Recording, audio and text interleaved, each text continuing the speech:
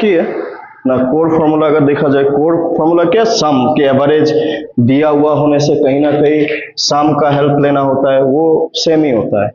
लेकिन घूम फिर के जो उसके बाद जो सिचुएशंस होते हैं उसमें इधर क्वेश्चन में क्या बोला उसके मुताबिक अप्रोच होता है बेसिकली। अगर यहाँ पे आपका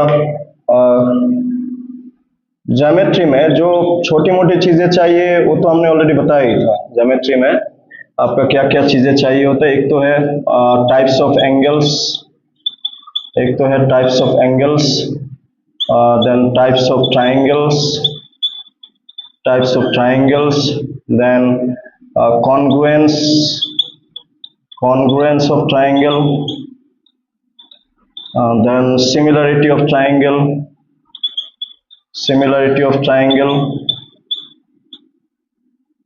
इसके अलावा भी कभी कभी कुछ कुछ चीजें पूछ लेते हैं, but as per I have seen the syllabus of this one geometry part ना, मैक्सिमम क्वेश्चन यही इसी टॉपिक से ही आता है।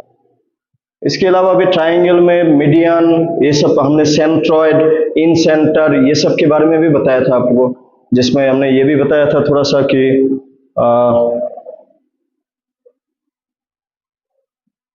जो सेंट्रॉइड था उसका फॉर्मूला भी दिया था आप लोगों को, सेंट्रॉइड का फॉर्मूला। अभी के लिए फिलहाल इन दोनों टॉपिक को देखेंगे, ये ऑलरेडी हमने क्योंकि बताया था पहले भी। ये जो कॉन्ग्रुएंस है ना ज्योमेट्री में, जो ट्राइंगल पार्ट है उसमें अगर आप कॉन्ग्रुएंस, एक तो है कॉन्ग्रुएंस, दो वर्ड, पहले तो इस वर्ड का मीनिंग समझना होगा। एक तो कॉन्ग्रुएंस है और एक है सिमिलर। कॉन्ग्रुएंस किसको कहते हैं, जिसको हम लोग कहते हैं सेम शेप सेम साइज। कोई भी दो चीज जो शेप भी सेम हो, साइज भी सेम हो। एग्जाम्पल के लिए जिस कॉपी में आप अभी लिख रहे हो उसका जो कोई भी दो पेज आप उठा के देख लोगे वो कैसा होता है, सेम शेप सेम साइज, है कि नहीं, तो वो कॉन्ग्रुएंस शेप हो गया। जबकि आपका सिमिलर शेप किसको कहते हैं, सिमिलर कहते हैं basically same shape, size same नहीं होने से भी होगा लेकिन जो शेप है वो सेम होना चाहिए। उसका अगर हम लोग एग्जाम्पल बताए, इसका बेसिक एग्जाम्पल एक तो है सर्कल। आप सर्कल, एक छोटा सर्कल ड्रॉ करें, एक बड़ा सर्कल ड्रॉ करें, देखने में कंप्लीटली सेम। आप यहाँ पे एक मैग्नीफाई समझते हैं ना, आप मैग्नीफाई किसको कहते हैं, magnify, what is magnify means बड़ा करना किसी चीज को, जैसे माइक्रोस्कोप करता है, जैसे मैग्नीफाइंग ग्लास करता है। ये जो मैग्नीफाइंग जब करते हैं, आप एक चीज नोटिस किया होगा, बड़ा होने से हर तरफ से बड़ा होता है, ऐसा तो नहीं कि एक तरफ से बड़ा हुआ, ऐसा तो नहीं होता। If it is increase, if it is showing bigger size in all the direction equally.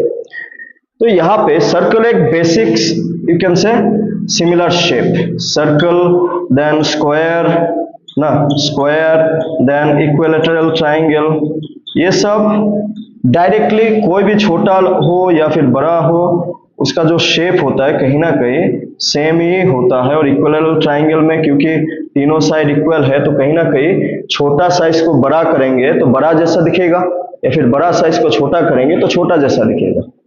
ये तो चलो same size same shape exactly same होना है, तो उसमें तो कोई उसका और क्या डिस्कस करना हो तो बताएंगे। बट एक चीज अगर मैं बोलो रेक्टेंगल सिमिलर होगा क्या, रेक्टेंगल में ऐसे भी बना सकता हूं, मैं ऐसे भी बना सकता हूं, मैं और लंबा बना सकता हूं। रेक्टेंगल में ब्रेथ को सेम रख के मैं लेंथ अलग अलग बना सकता हूं ना।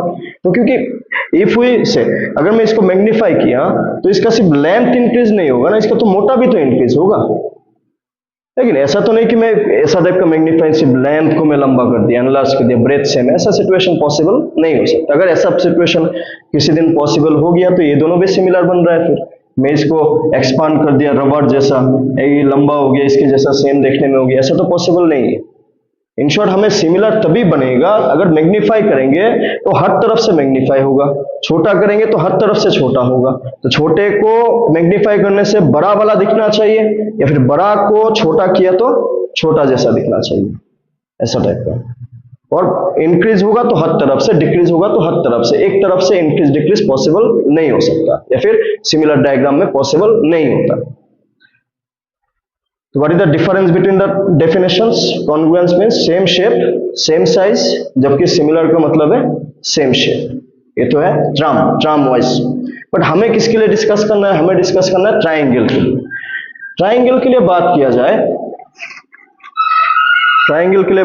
Late me cut two triangle to understand it better.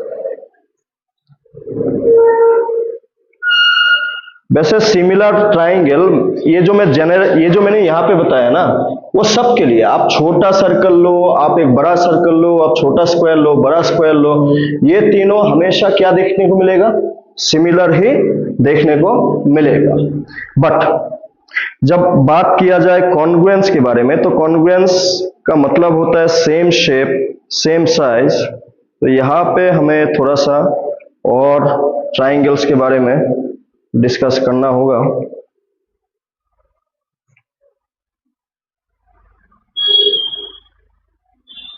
इसको मिटा दो।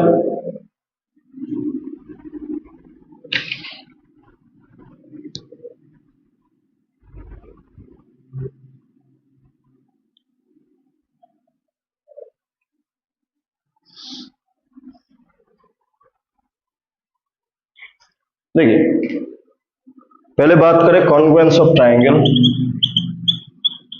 Congruence of triangle, as congruence का मतलब हमने क्या बताया? Same shape same size. For example this two triangle, if you say same shape same size को मैंने एक एग्जांपल आपका क्या बताया? जिस पेज में आप लिख रहे हैं उसका कोई भी दो पेज आप उठा के देख लेंगे तो एग्जैक्टली सेम होगा। कॉन्ग्रुएंस एग्जैक्टली ओवरलैप, जो कॉन्ग्रुएंस डायग्राम या फिर फिगर्स होता है वो क्या होता है? Exactly overlap. ये दोनों आप दोनों को रखेंगे तो पीछे वाले से आगे वाला नहीं दिखेगा, आगे वाले से पीछे वाला नहीं दिखेगा, एग्जैक्टली ओवरलैप होगा। Like this kind of, there are two different triangles. तो congruence of triangle same shape same size exactly overlap. और कॉन्ग्रुएंस ऑफ ट्राइंगल के लिए एक कंडीशन, दो कंडीशन है बेसिकली। दो कंडीशन क्या है? ये फिर अगर आपको ऐसा पूछा जाए कि दोनों ट्राइंगल को कॉन्ग्रुएंट कब माना जाए, when we can say the triangles are congruent to each other, तो इसका पहला पॉइंट है corresponding sides are equal, corresponding angles are equal, corresponding sides are equal, corresponding angles are equal. What does it mean? देखिए, ये अगर मैं इसको इन दोनों को ओवरलैप करूं ना, इन दोनों को ओवरलैप करूं तो कौन किसका ऊपर में आ रहा है? ये वाला जो साइड है वो इसका ऊपर में आ रहा है ना। ये जो नीचे वाला है, ये वाला साइड इसका ऊपर में आ रहा है, ये वाला साइड इसका ऊपर में आ रहा है। तो एग्जैक्टली अगर मैं इसको ऐसा बोलूं, नहीं मैं करस्पॉन्डिंग का मीनिंग समझिए, अगर मैं इसको ऐसे घुमा दूं, ओवरलैप होता हुआ दिखा क्या? ओवरलैप कर सकते हैं इस तरीके से? नहीं हो पाएगा। इसका मतलब क्या बनता है? इसका एक प्रॉपर शेप है, मतलब प्रॉपर तरीका है इसको ओवरलैप करने के लिए। जैसे रूबिक क्यूब हो गया, रूबिक क्यूब का स्पेशल तरीके से आप इसको घुमाएंगे तो ही आपको ओवरलैप होता हुआ या फिर 6 कलर मिलता हुआ दिखेगा। ये जो पैटर्न होता है, फिर जैसे एग्जैक्टली ओवरलैप होते हुए दिखता है, ओवरलैप होने के बाद जो साइड जिसका ऊपर में आता है उसको कहते हैं करस्पॉन्डिंग साइड्स। सिमिलरली अगर आप बात करें एंगल का, जैसे ये वाला एंगल इसका ऊपर में आया तो ये दोनों क्या हो गया? करस्पॉन्डिंग। करस्पॉन्डिंग का मतलब है ओवरलैप होते टाइम पे, एग्जैक्टली ओवरलैप होते टाइम पे कौन किसका ऊपर में आएगा वो आपका बन जाएगा। जैसे कि आपका जिस कॉपी में आप लिख रहे हो, लेफ्ट साइड वाला पार्ट लेफ्ट साइड का क्या हो जाएगा? करस्पॉन्डिंग। राइट साइड वाला पार्ट राइट साइड का क्या हो जाएगा? करस्पॉन्डिंग। नीचे वाला साइड का क्या हो जाएगा? करस्पॉन्डिंग। इसका अगर मैं डायग्राम से दिखाऊं, अगर मैं इसी को एक डायग्राम से दिखाऊं, सपोज ए बी सी, यहाँ पे डी ई एफ, तो करस्पॉन्डिंग साइड का मतलब क्या है कि अगर मैं इसको उठा के इसका ऊपर में रखा तो एग्जैक्टली कौन सा साइड कहां पे आएगा। इसको अगर मैं वैल्यू से समझो तो ये सपोज मान लेते हैं 4, ये 5, ये 6, इसको भी मान लेते 4, इसको भी मान लेते 5, इसको भी मान लेते 6। तो ऐसा तो पॉसिबल नहीं है ना कि 4 वाला पार्ट को 5 के ऊपर में रख दें, एक छोटा एक बड़ा, एग्जैक्टली ओवरलैप नहीं होगा। तो जो जिसका ऊपर में रखूंगा, अगर मैं इसको उठा के यहां पे रखा तो ए बी किसका ऊपर में आएगा, ए बी किसका ऊपर में आएगा, डी, सेम सेम वैल्यू पे आएगा। बी सी किसका ऊपर में आएगा, ई एफ, और एस सी किसका ऊपर में आएगा, डी एफ। तो ये होता है meaning of corresponding sides. According to this information यहाँ पे क्या है, ए बी जो है वो किसके साथ इक्वल दिख रहा है हमें, डी के साथ। बी सी किसके साथ इक्वल दिख रहा है, ई एफ के साथ। और एस सी जो साइड है वो किसके साथ इक्वल दिख रहा है, डी एफ के साथ। इसी को क्या कहते हैं, करस्पॉन्डिंग साइड्स आर इक्वल। और ये जो करस्पॉन्डिंग एंगल्स का बात किया जाए, करस्पॉन्डिंग एंगल्स का अगर बात किया जाए तो इसका मतलब क्या बनता है, सपोज ये 70 और ये भी 70, ये सपोज 60, ये भी सपोज 60, और ये सपोज 50, ये भी सपोज 50। तो यहां से क्या समझने को मिल रहा है हमें, एंगल ए कितना 70, और इसको जब इसका ऊपर में रखेंगे तो एंगल ए डायरेक्टली 70 का ऊपर में ही आएगा, बिकॉज बोथ आर इक्वल, जिसको हम लोग क्या कहते हैं, करस्पॉन्डिंग एंगल्स आर इक्वल। तो एंगल ए जो है, ये जो सिंबल है ना, ये सिंबल को हम लोग किसके लिए यूज करते हैं, एंगल को लिखने के लिए यूज करते हैं। तो एंगल ए जो है वो किसका ऊपर में आएगा, एंगल डी। एंगल बी जो है वो किसका ऊपर में आएगा, एंगल ई। और एंगल सी जो है वो किसका ऊपर में आएगा, एंगल एफ, जिसको हम लोग क्या नाम से जानते हैं, करस्पॉन्डिंग एंगल्स आर इक्वल। इससे ये जो हम लोग टॉपिक है ना कॉन्ग्रुएंस, ये जो सिंबल है ना, ये इक्वल साइन और ऊपर इस टाइप का एस, ये symbol which is used for congruence of triangle, या फिर कॉन्ग्रुएंस बताने के लिए इस सिंबल को यूज किया जाता है। कॉन्ग्रुएंस का मतलब सेम शेप सेम साइज, जिसका मतलब है corresponding sides are equal, corresponding angles are equal. ये तो है according to meaning, the meaning of congruent. लेकिन आपको एक बात यहां से शुरू से समझ के चलना है कि अगर किसी दिन कॉन्ग्रुएंस ऐसा लिखा हुआ, आपको डायग्राम नहीं दिया, मैंने तो समझाने के लिए आपको डायग्राम लिखा, क्वेश्चन अगर ऐसा दे दिया कि triangle ABC is congruent to triangle DEF, यहां से आपको इतना समझ में आ जाना चाहिए कि कौन किसके साथ इक्वल है।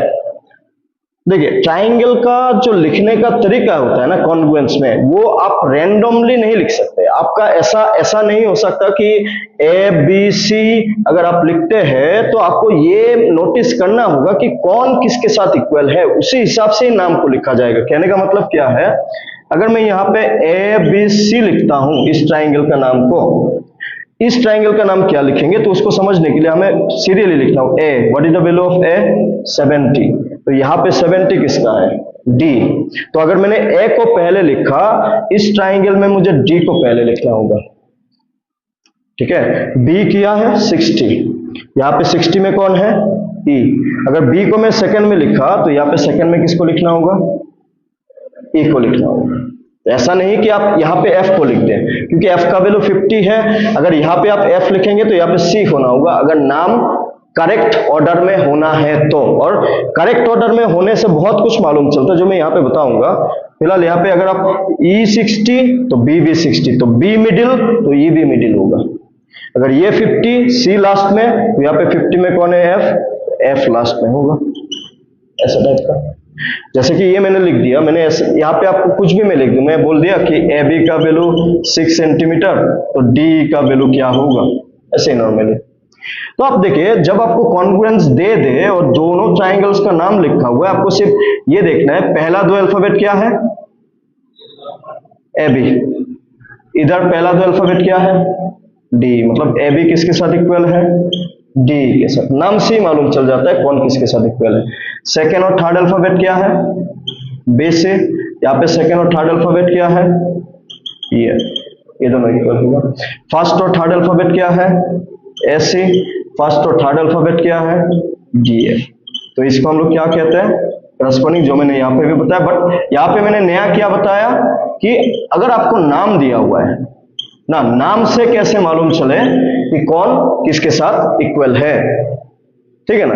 Same with angle also, angle जैसे कि what is the first alphabet, A, यहाँ पे फर्स्ट अल्फाबेट डी, क्योंकि यहाँ पे बीच में कॉन्ग्रुएंट लिखा हुआ है, ड्रॉ लिखा हुआ है, जिसका मतलब करस्पॉन्डिंग, हम लोग हमेशा जो करस्पॉन्डिंग कहते हैं ना, नाम भी अकॉर्डिंग टू करस्पॉन्डिंग ही लिखा हुआ होगा, मतलब कौन किसके साथ इक्वल है, पहला पहला, second second, third third, simple logic है। अगर ए पहले है डी पहले तो एंगल ए और एंगल डी इक्वल ही होगा, वैल्यू चाहे कुछ भी हो इक्वल होगा, क्योंकि कॉन्ग्रुएंट दिया हुआ है। तो बी सी और एंगल बी किसके साथ इक्वल होगा, फिर बी मिडिल, ई मिडिल, एंगल ई के साथ, एंगल सी किसके साथ इक्वल होगा, एंगल एफ। और एक बात, जैसे कि यहाँ पे हमने क्या पूछा था ऐसे रैंडमली, ए बी 6 लिया, डी कितना, तो ए बी 6, तो ए बी और डी तो इक्वल है। इक्वल किस लिए है, क्योंकि कॉन्ग्रुएंट दिया हुआ था। ये पहला दो साइड, पहला दो नाम इक्वल होगा, क्योंकि साइड बताने के लिए 2 अल्फाबेट यूज करते हैं, एंगल बताने के लिए 3 अल्फाबेट को भी यूज करते हैं, 1 अल्फाबेट को भी यूज करते हैं। तो यहाँ पे ए बी 6 दिया हुआ है, डी पूछ लिया, तो डी डायरेक्ट हम लोग क्या लिख सकते हैं, 6 सेंटीमीटर। ये रूल है एक्चुअली, ठीक है। ये meaning of corresponding sides, corresponding angles, लिख लीजिए इसको। अभी इसका क्राइटेरिया को देखेंगे। क्राइटेरिया मतलब हमें ट्राइंगल को देख के कैसे मालूम चलता है कि वो कॉन्ग्रुएंट है, कुछ तो इंफॉर्मेशन दिया हुआ होना चाहिए।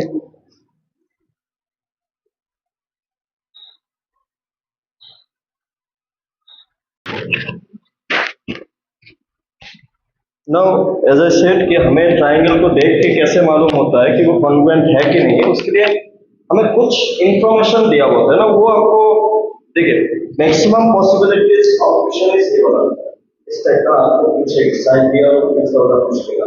हाँ, सिमिलर में भी कुछ ऐसा है, उसमें भी आएंगे, लेकिन उससे पहले कि ये जो क्राइटेरिया है, बेसिकली क्राइटेरिया किसको कहते हैं कि एक ट्राइंगल में क्या क्या चीजें इक्वल दिया हुआ होने से हम लोग इसको कॉन्ग्रुएंट कह सकते हैं। आपको मैंने बताया कि आपको कि ठीक है कॉन्ग्रुएंट है मतलब करस्पॉन्डिंग साइड इक्वल होगा, करस्पॉन्डिंग एंगल इक्वल होगा, बट क्राइटेरिया, अगर एक आप ट्राइंगल को नोटिस करें ना, ट्राइंगल में ना 3 साइड होते हैं ना, और 3 क्या होते हैं, एंगल होते हैं, तो टोटल कितना हो गया, 6, 3 साइड 3 एंगल, और इन 6 को क्या कहते हैं, 6 एलिमेंट ऑफ ट्राइंगल। ट्राइंगल के टोटल 6 एलिमेंट होते हैं ना, इन 6 एलिमेंट में से 3 को एट ए टाइम यूज किया जाता है to show congruent at a time. किसी ना, अभी अगर मैं एक एग्जांपल दिखाऊं, जैसे कि मैं ये सब क्यों बोल रहा हूं कि सपोज मान लेते ये 5 है, ये 6 है, ये 50 है, मैं और एक डायग्राम ड्रॉ करता हूं, ये 5, ये 6, ये 60, 50। मैं अगर आपको पूछूं कि क्या ये कॉन्ग्रुएंट होगा, क्या लगता है डायग्राम को देख के, ये दोनों कॉन्ग्रुएंट हो सकता है क्या, ये 5, 6, 5, 6, ये 50, ये 50, कॉन्ग्रुएंस होगा। प्रॉपर ऑर्डर मेंटेन करना है। ऑर्डर क्या है, पहले साइड आया, फिर एंगल आया, फिर साइड आया, ऐसा हुआ है क्या यहाँ पे, नहीं ना, प्रॉपर ऑर्डर है वो, इसलिए हमें ये जो 3 at a time to show congruence, उसका एक प्रॉपर ऑर्डर होता है, जिसका कुछ नाम होता है, जिसको हम लोग क्या नाम से कहते हैं, फिर क्राइटेरिया ऑफ कॉन्ग्रुएंस। कि आपको इंफॉर्मेशन, जैसे आपको ये कंफ्यूज हो गया ना कि वैल्यू तो सेम है फिर भी कॉन्ग्रुएंट नहीं है, क्यों नहीं है, कि प्रॉपर ऑर्डर में नहीं है। जिस ऑर्डर में पहला वाला है वो, अगर मैं इस 50 को हटा के यहाँ पे लिख दूं तब वो कॉन्ग्रुएंट बन गया, प्रॉपर ऑर्डर में है। इसको कहते हैं प्रॉपर ऑर्डर, कि जैसे पहले वाले में है एग्जैक्टली सेम ऑर्डर में ही सेकेंड वाले में भी होना, तो उसको कॉन्ग्रुएंट कहेंगे। तो इसलिए क्या क्या ऐसा पैटर्न हो सकते हैं किसी 2 ट्राइंगल में जिसको हम लोग कॉन्ग्रुएंट बता सके, that is called age criteria of congruent. Total 5 criteria है, ठीक है, सबसे पहला क्राइटेरिया है आपका SSS, इसका मतलब है साइड साइड साइड क्राइटेरिया। इसका क्या मतलब है कि मान लेते हैं कोई भी दो ट्राइंगल है, ठीक है, डायग्राम से आप डायरेक्ट समझ जाएंगे। सपोज ये 5, ये 5, ये 6, ये 6, ये 7, ये 7, तो ये सपोज ABC, ये सपोज DEF। तो साइड में जो वैल्यू है उसको S मान लिया, ये साइड है, ये साइड है, ये दोनों क्या है, इक्वल है। AB किसके साथ इक्वल है, B, AB किसके साथ इक्वल है, D, E। ये 6 है, SC 6 है, देखिए 5 6 7, 5 6 7, डायरेक्ट ऐसे देख सकते हैं। SC जो है वो किसके साथ इक्वल है, DF, और SC DF, और BC किसके साथ इक्वल है, EF। तो इस टाइप का अगर तीनों साइड एक दूसरे ट्राइंगल का इक्वल होता है एक दूसरे के साथ, जिसको हम लोग क्या कहते हैं, करस्पॉन्डिंग साइड्स ना, करस्पॉन्डिंग साइड्स। आपको अगर इस टाइप का इंफॉर्मेशन दिया हुआ है, इस टाइप का डायग्राम जैसा, तब आप क्या कह सकते हैं कि ये दोनों ट्राइंगल क्या है, कॉन्ग्रुएंट है, ठीक है, बाय क्या प्रॉपर्टी, SSS क्राइटेरिया। ठीक है, तीनों साइड एक दूसरे के साथ क्या होना चाहिए, इक्वल होना चाहिए। There are 5 criteria as I said, उनमें से ये पहला वाला क्राइटेरिया है। सेकेंड वाला क्राइटेरिया को अगर देखें तो उसका नाम होता है SAS क्राइटेरिया। तो व्हाट इज SAS मीन्स, हमेशा एक चीज ध्यान रखना है कि इस टाइप का सिचुएशन में S stands for side, S stands for angle, ठीक है, S stands for side, S stands for angle. तो इसका फुल मीनिंग क्या हो जाएगा, साइड एंगल साइड क्राइटेरिया। इसमें काफी बार ये क्वेश्चन पूछता है कि इनमें से कौन सा क्राइटेरिया कॉन्ग्रुएंट का नहीं है, कौन सा क्राइटेरिया सिमिलर का है। इसका देखिए, इसका अगर मैं डायग्राम से आपको एग्जांपल के थ्रू दिखाऊं तो ये चीज तो ध्यान में रखना, अगर ये 5, ये 6 है, ये 5 है, ये 6 है, S नो, ये भी नाम भी ना सीरियली लिया जाता है। Serially in the sense of आप साइड से शुरू करेंगे, फिर आपको एंगल मिलेगा, फिर आपको साइड मिलेगा, सीरियली होता है। ऐसा नहीं कि ये साइड है तो ये भी साइड है और दोनों साइड का बीच में आपको क्या दिख रहा है, एंगल। तो दोनों साइड का बीच वाला एंगल एक दूसरे के साथ इक्वल होना चाहिए। तब हम लोग कहते हैं साइड, ये एंगल, ये साइड, ये साइड, ये एंगल और ये साइड। तो इस टाइप का सिचुएशन जो देखने को मिलता है। अभी अगर आप इस 50 को, एज आई सेड, इस 50 को आप यहां से हटा के यहां पे लिख देंगे और यहां पे आप कुछ भी नहीं देंगे, तब इसको आप कॉन्ग्रुएंट नहीं कर सकते। क्यों, यहाँ पे साइड, फिर एंगल, फिर साइड आया, जबकि यहाँ पे पहले साइड आया, फिर एंगल नहीं है, साइड आया, फिर एंगल आया। तो ये पैटर्न भी मैटर करता है, ठीक है ना, पैटर्न भी मैटर करता है। तो यहाँ पे एंगल होने से आप इसको सिमिलर नहीं कह सकते। ऐसा टाइप का डायग्राम को आप क्या कह सकते हैं कि यहाँ पे अगर आप नाम दे दे ABC, सपोज DEF, तो आप देखेंगे कि AB जो है किसके साथ इक्वल है, DE के साथ। एंगल A किसके साथ इक्वल है, एंगल D के साथ। और AC किसके साथ इक्वल है, DF के साथ। तो बाय SAS क्राइटेरिया क्या कहते हैं, triangle ABC is congruent to triangle DEF। जैसा हमें तो सिर्फ देख के ऐसा तो प्रूफ तो करने के लिए नहीं देगा, इनमें से कोई ना कोई गायब होगा, ऐसा टाइप का ये दोनों कॉन्ग्रुएंट है। एंगल D दिया हुआ होगा, एंगल A पूछ लेगा, AB दिया हुआ होगा, DE पूछ लेगा ना, AC दिया हुआ होगा, DF पूछ लेगा। इसके अलावा हमने ये किसी ट्राइंगल में तीनों एंगल को प्लस करने से कितना होता है, 180। ये सब भी ज्योमेट्री का ही पार्ट था।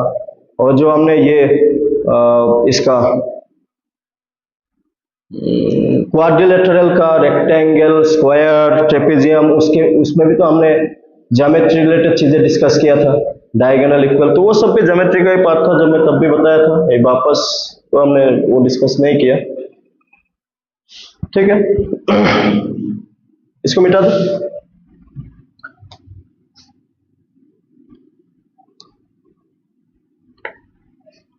फिर नेक्स्ट प्रॉपर्टी है आपका ASA, that is angle side angle।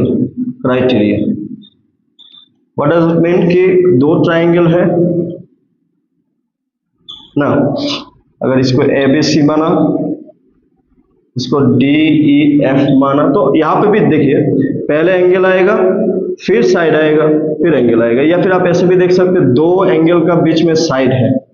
इसका मतलब अगर मैं मानूं ये 50 है, ये 60 है और ये 5 है, तो इसका अगर मुझे इस रूल के मुताबिक, इस क्राइटेरिया के मुताबिक अगर कॉन्ग्रुएंट होना है, तो जहां पे भी 50 और 60 होगा, मैं ये 50 ये 60 होगा बोल के जरूरी नहीं है, 60 में इसको भी मान लो, लेकिन 50 और 60 वाला साइड और यहाँ का 50 और 60 वाला साइड इक्वल होना चाहिए, क्योंकि दोनों एंगल का बीच में साइड है ना। इसी का अगर मैं नाम बताऊं आपको, नाम देखिए, अगर आप 50 से शुरू करें, what is the name of 50? B ना। What is the name of 50? E। What is the name of 60? C। What is the name of 60? D। तो दो अल्फाबेट लिख दिया, तीसरा तो ऑटोमेटिकली आ ही जाएगा, तीसरा तो ऑटोमेटिकली आ ही जाएगा। तो नाम मैटर करता है। आप अगर यहाँ पे ऐसे पूछ लेता कि AB सपोज 7 दिया हुआ है, AB 7 दिया हुआ है, आपको EF पूछ लिया, EF पूछ लिया, तो AB फर्स्ट थर्ड, BA और AB सेम ही है, एक ही बात है। इधर फर्स्ट थर्ड में कौन है? EF। तो अगर BA का वैल्यू 7 दिया हुआ होता तो EF का वैल्यू ऑटोमेटिकली क्या बन रहा है फिर? 7। तो ये नाम मैटर करता है, इसलिए कैसे और डायरेक्शन, जो नाम है ना क्राइटेरिया का, वो सीरियली है हमेशा। तो दो साइड का बीच में ही एंगल होना चाहिए, वो दो साइड छोड़ के एंगल होने से वो इस प्रॉपर्टी में नहीं आएगा। यहाँ पे भी दोनों एंगल का बीच वाला साइड को माना जाता है, दोनों एंगल का बीच वाला साइड को माना जाता है, जो एक दूसरे के साथ क्या होना चाहिए? इक्वल होना चाहिए। तब हम लोग इसको ASA क्राइटेरिया के साथ कॉन्ग्रुएंट कह सकते हैं, ठीक है। इसका अगर आप फोर्थ वाला देखें, जिसको हम लोग कहते हैं फोर्थ में AAS, क्या मीनिंग होगा इसका? Angle side criteria. As I said, चीजें कंटिन्यूअसली होना है, तो यहाँ पे ऐसा दो ट्राइंगल ना, पहले एंगल आया, फिर एंगल आया, फिर साइड आया, मतलब क्या है? अगर डायग्राम से बताऊं, सपोज ये 50, ये 50, ये 60, ये 60, और दोनों एंगल पार करके जो साइड होगा वो एक दूसरे के साथ एंगल साइड, एंगल साइड, इस टाइप का डायग्राम होने से वी कैन से कि they are congruent by angle side. इन दोनों में डिफरेंस क्या है? ये दोनों करस्पॉन्डिंग एंगल का बीच वाला साइड इक्वल होना चाहिए, जबकि यहाँ पे दोनों करस्पॉन्डिंग एंगल पार करके जो नेक्स्ट वाला साइड होगा वो एक दूसरे के साथ इक्वल होना चाहिए, इस प्रॉपर्टी से कॉन्ग्रुएंट होने के लिए।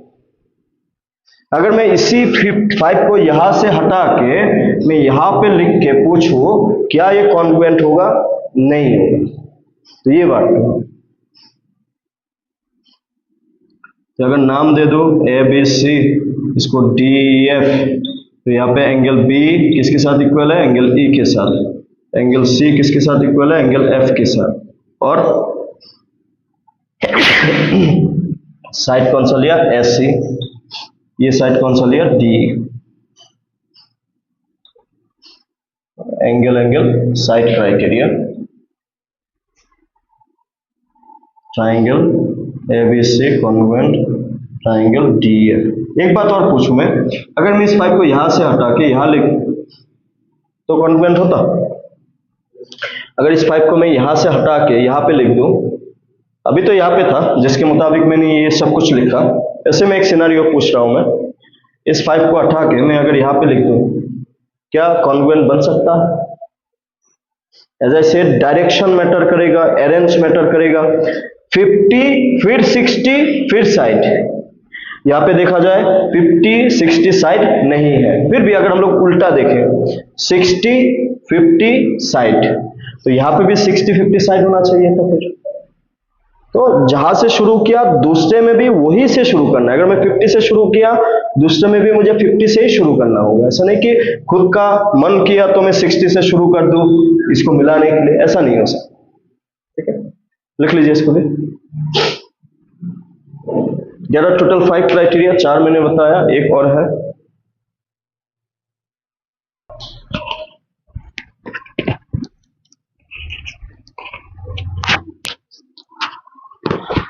और एक है RHS property.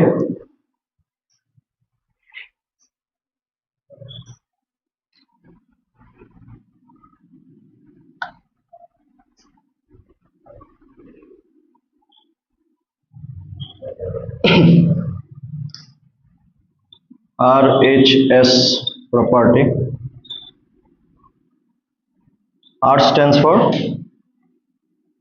right angle, H stands for hypotenuse and S stands for side. In short ये जो प्रॉपर्टी है सिर्फ और सिर्फ किस टाइप का ट्राइंगल के लिए अप्लाई होता है? Right angle triangle. Right angle triangle के लिए ही ये प्रॉपर्टी अप्लाई होता है। अगर हमने दो ट्राइंगल कंसिडर किया, दोनों में ही 90 है, A B C D E F, angle B 90 मान लिया, इधर एंगल ई 90 मान लिया। ये दोनों ट्राइंगल में क्या होना चाहिए? Right angle. दोनों में 90 है, मतलब आर हो गया ना, आर हो चुका है। सेकंड क्या लिखा मैंने? H. What is H? Stands for hypotenuse. इस ट्राइंगल का हाइपोटेन्यूज कौन सा है? हाइपोटेन्यूज किसको कहते थे? 90 का उल्टा। What is the name? SC. यहां पे हाइपोटेन्यूज। ये दोनों एक दूसरे के साथ इक्वल होना चाहिए। अगर इसका वैल्यू सपोज 13 है तो इसका भी वैल्यू 13 होना चाहिए, तभी कौन सेटिस्फाई होता है? H। ठीक है, तीसरे में क्या लिखा? S। S stands for side. बाकी दो साइड दिख रहा है ना हमें, what are the names? BC और AB। यहाँ पे EF और D। इन दोनों साइड में से कोई एक दूसरे के साथ इक्वल होना चाहिए। जैसे कि अगर ये 5 है तो ये भी 5 होना चाहिए। तो यहाँ पे RHS प्रॉपर्टी कैसे अप्लाई हो रहा है? एंगल B जो है वो एंगल E के साथ इक्वल है, क्योंकि दोनों 90 है और 90 का मतलब क्या हो जाता है? R।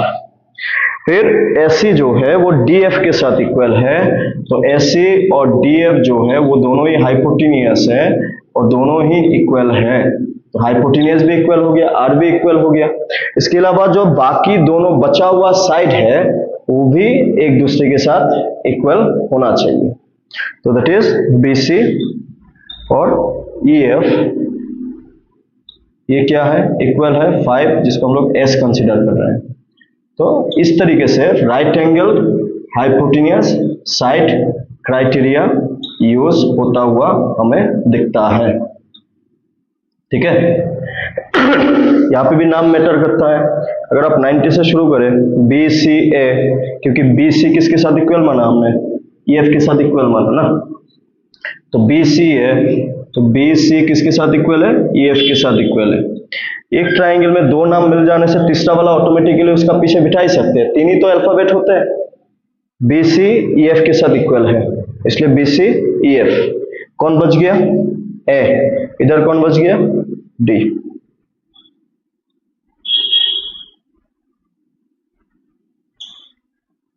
इसमें से भी नाम से अगर मैं बताऊं, ये 12 है और इसको मैंने क्वेश्चन मार्क लिख दिया, ये दोनों कॉन्ग्रुएंट बोल दिया। What is the name? AB। तो AB किसके साथ इक्वल होगा? ये सब चीजें कॉन्ग्रुएंट ऑफ ट्राइंगल। ठीक है, तो कॉन्ग्रुएंट पे हमें क्या क्या मालूम होना है कि आपको कॉन्ग्रुएंट किसी भी दो ट्राइंगल लिखा हुआ होने से कौन किसके साथ इक्वल होगा ये आइडिया होना चाहिए। जैसे एक तरफ का कोई साइड या फिर कोई एंगल मिसिंग होगा, दूसरी तरफ का दिया हुआ होगा, जिसको इक्वलाइज करके from the name we can understand it. This is one of the type of question. Another is कि इनमें से कौन सा क्राइटेरिया कॉन्ग्रुएंट का है या फिर सिमिलर का है। जो सिमिलर अभी हम लोग बताएंगे, सिमिलर का ज्यादा क्राइटेरिया नहीं है, 3 ही है, इसको भी बताएंगे। चलिए इसको लिख लीजिए, सिमिलर पे जाते हैं, फिर सिमिलर वाला डिस्कस करते हैं अभी। इसको लिख लीजिए।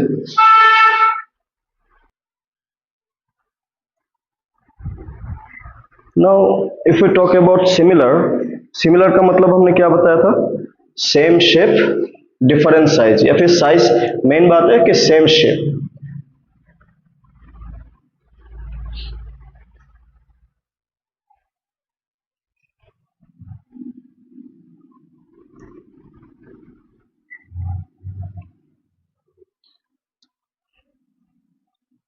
सिमिलरिटी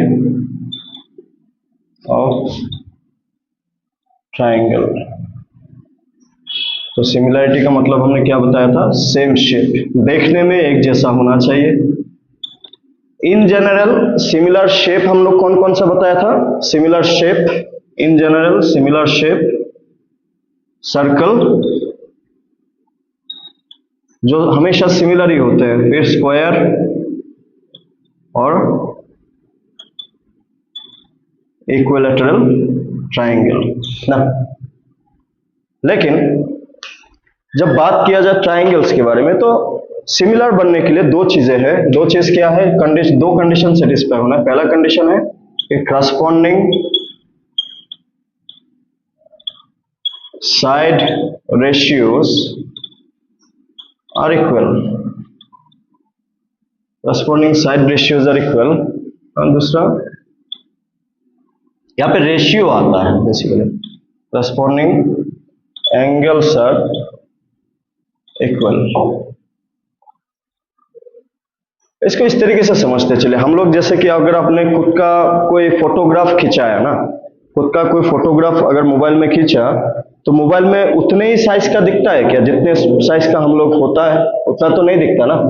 वो क्या दिखता है, छोटा दिखता है, no doubt exactly same replica दिखता है, same shape basically, but the size क्या होता है, साइज में फर्क होता है बेसिकली।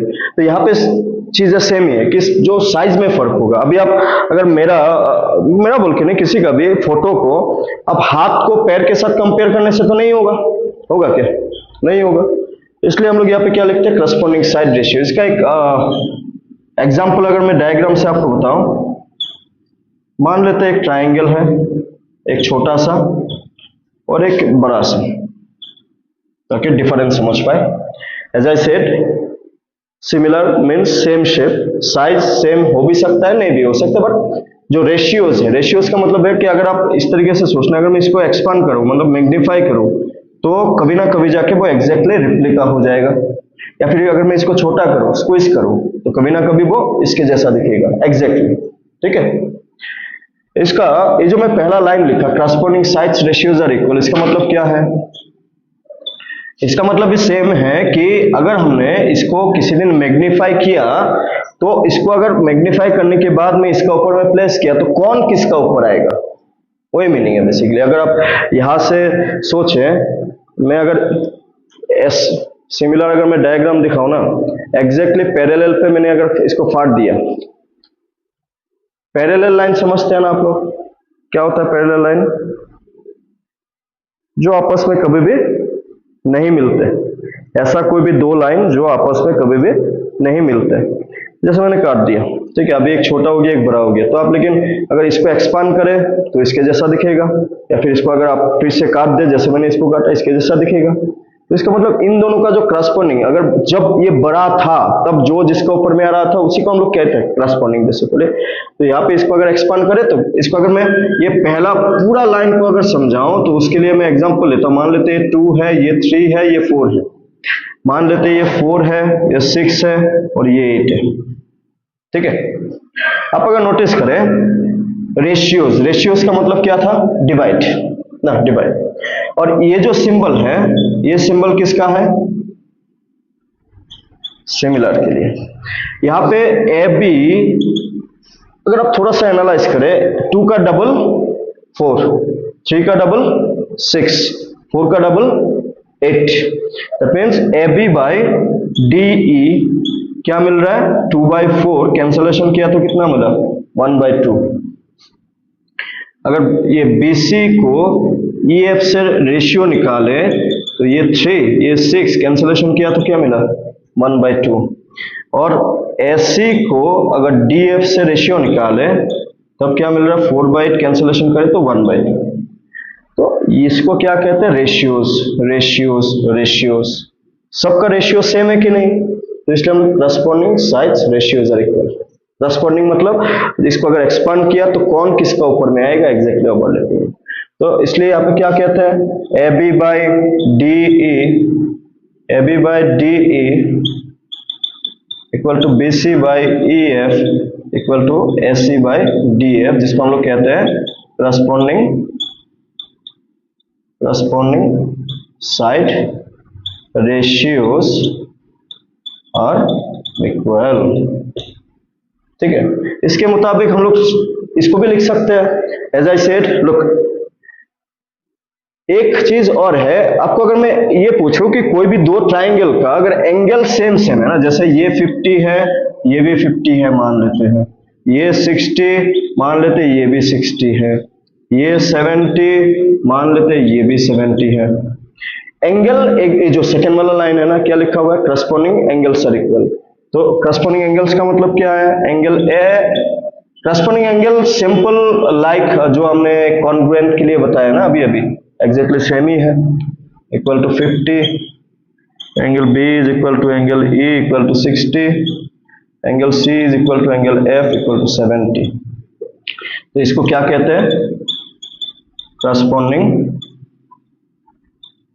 Angles are equal.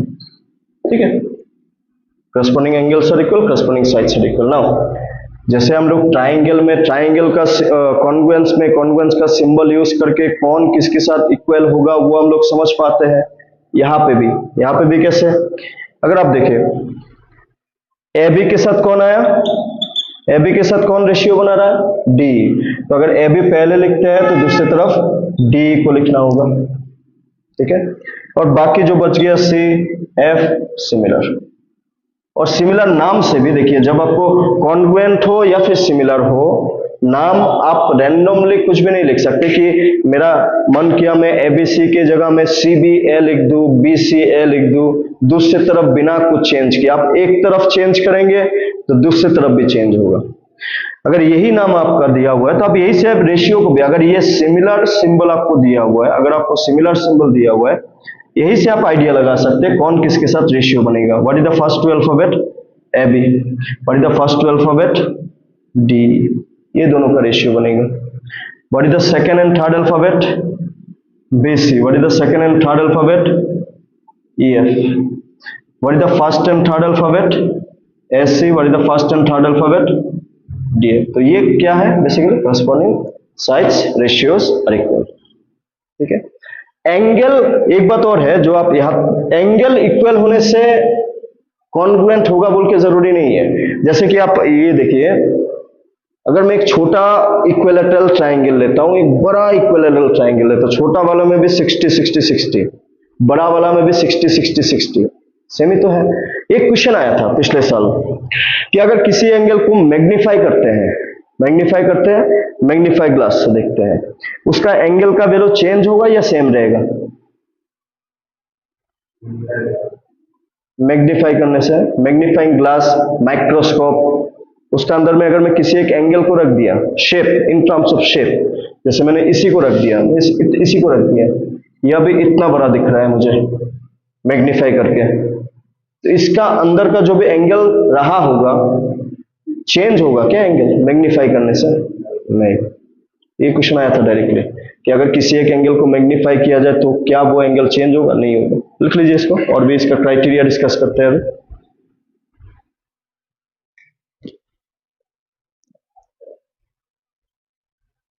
तो पीछे एक कागज पड़ा है, इसको उठा के रख देना।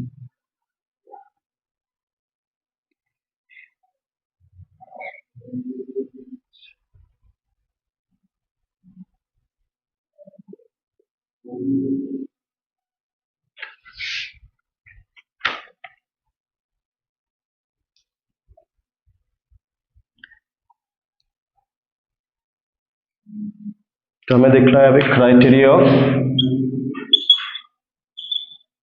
सिमिलरिटी। इसमें 3 क्राइटेरिया है। पहला वाला एस एस एस, सेकेंड वाला एस ए एस और थर्ड वाला ए ए। ये क्वेश्चन बहुत पहले आ चुका है, ये कि मैं कंप्लीट एक स्ट्रक्चर बना के आपको देता हूं। एक तो है कॉन्ग्रुएंट क्राइटेरिया, एक है similar criteria. Similar criteria, congruent criteria में क्या क्या मिला था? S S S, S A S, A S A S, R H S. जबकि सिमिलर में से 3 ही क्राइटेरिया होते हैं, S S S, S A S, A या फिर जिसको ट्रिपल ए भी कहते हैं। ठीक है, पहले भी 2023 में क्या क्वेश्चन बन चुका है कि आपको यहां से एक नाम दे देगा कि ये दे दिया। सपोज ये चारों ऑप्शन में है, मान लेते हैं ये चारों ऑप्शन में है, बोल देगा इनमें से कौन सा सिमिलर का क्राइटेरिया नहीं है। ये सिमिलर का है, ये भी सिमिलर का है, ये नहीं है, ऐसा टाइप का। तो we should know exactly differentiate कि सिमिलर का कौन कौन है, कॉन्ग्रुएंट का कौन कौन है। और तो एसएएस अगेन नेम क्या है, साइड, नाम सेम ही है, लेकिन इसका काम कैसे यूज होता है।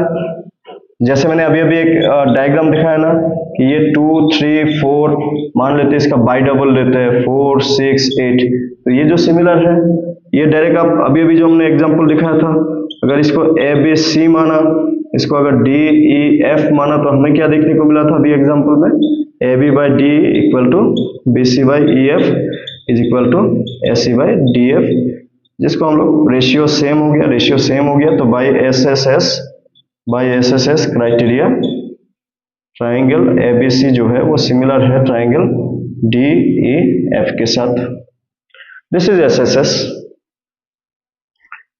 This one is side angle side criteria. ये वाला थोड़ा सा आप लोग ध्यान से देखना, साइड एंगल साइड वाला पहले जैसा सेम नहीं है। एज यहाँ पे सिमिलर में हम लोग रेशियो के बारे में बात करते हैं, ऐसा टाइप का ध्यान दीजिएगा कि अगर मैं इसको 2 मानो ना, इसको 2 मान लेता है, सपोज ये 2 है, ये 3, ये 4, ये नहीं लेते 4 6। ये जो एस एस क्राइटेरिया कब यूज होगा, जैसे यहाँ पे A B C D E F, तो आप देखेंगे कि ए बी और डी ई का रेशियो क्या बन रहा है, 2/4 क्या बन रहा है, 1/2। बी सी और ई एफ का रेशियो क्या बन रहा है, 3/6 1/2। ठीक है, रेशियो इक्वल है, ये साइड, दोनों का बीच में क्या है, एंगल है। तो इन दोनों रेशियो जहां पे इक्वल मिलता हुआ दिख रहा है, उन दोनों का बीच वाला जो एंगल होगा वो एक दूसरे के साथ इक्वल होना चाहिए। वहां पे भी सेम ही था, वहां पे साइड इक्वल था, बराबर था। यहाँ पे रेशियोज इक्वल है दोनों साइड का, जो आगे पीछे है, बट उसका बीच में जो एंगल है वो एक दूसरे के साथ इक्वल होना चाहिए। ठीक है, तो यहाँ पे angle B angle E equal to 50, तो हम क्या लिख सकते हैं, by S A S criteria triangle A B C similar to triangle D F. और ये जो थर्ड वाला क्राइटेरिया है ना, इसमें साइड से कुछ लेना देना नहीं है, साइड कुछ भी हो, हाँ एक दूसरे के साथ जो करस्पॉन्डिंग एंगल है वो इक्वल होना चाहिए।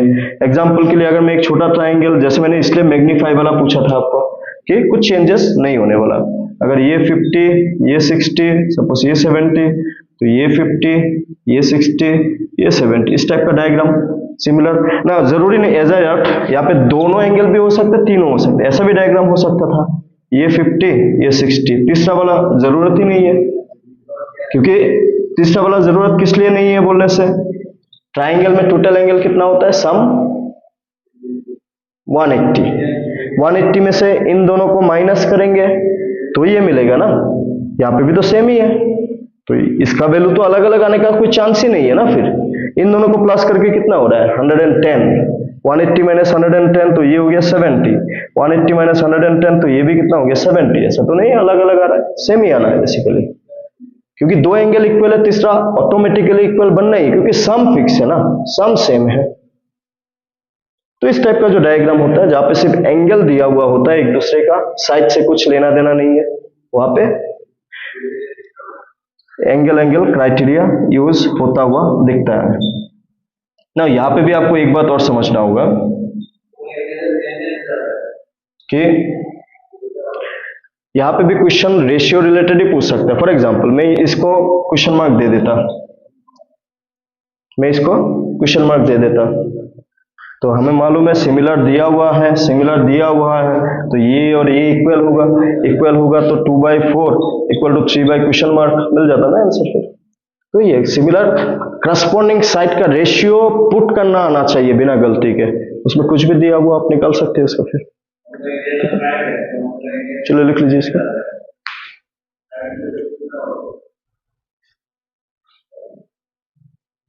है क्राइटेरिया से डायरेक्ट क्वेश्चंस बनते हैं, इससे डायरेक्ट क्वेश्चंस बनते हैं,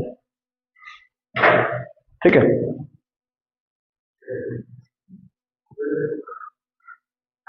बेटा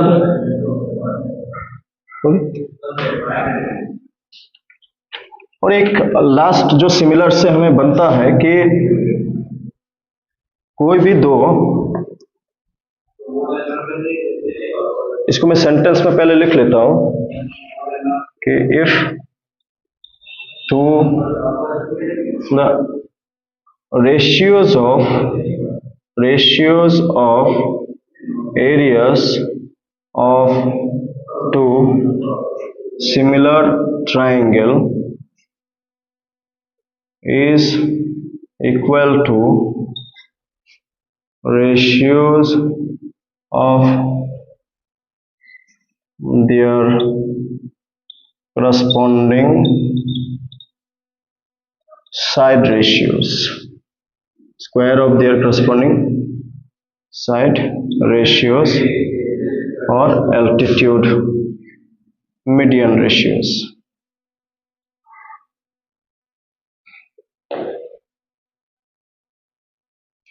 या फिर altitude ratios।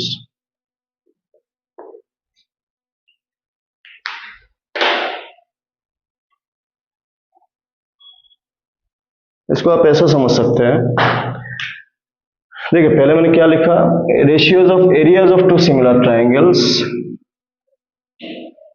इस बार एरिया रिलेटेड है, is equal to ratios square of their, is equal to square नहीं लिखा, square of ratios of, equal to square of ratios of their corresponding side ratios, median या फिर एल्टीट्यूड।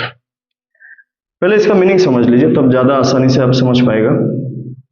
एक triangle है ABC, दूसरा triangle है suppose DEF, मान लेते हैं ये दोनों सिमिलर है, ठीक है।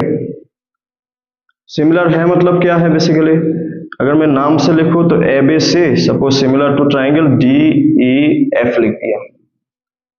यहां से आपको ये तो आइडिया मिल जाना चाहिए जो मैंने अभी तक डिस्कस किया कि corresponding side ratios are equal, AB by DE equal to BC by EF equal to AC by DF। ये तो डायरेक्टली आपको समझ में आ ही जाना चाहिए जो जितना अभी तक डिस्कस किया।